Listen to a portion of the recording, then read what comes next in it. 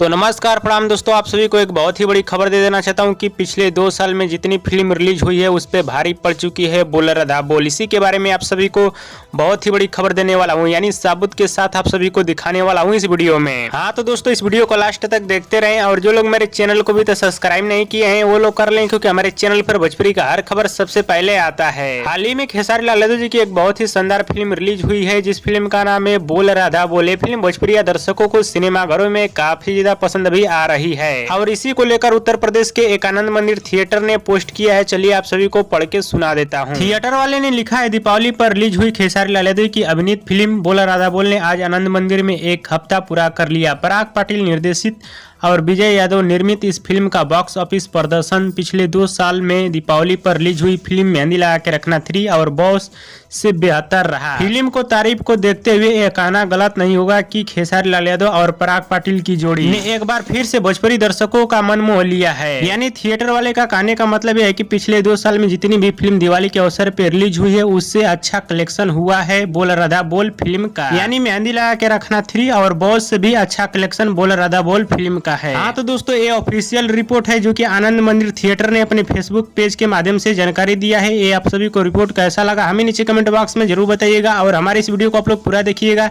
तभी आप लोगों को पूरी बात समझ में आएगी। और दोस्तों, ये वीडियो पसंद आए तो ज्यादा लाइक करें, कमेंट करें, शेयर करें, सब्सक्राइब करें। धन्यवाद दोस्तों।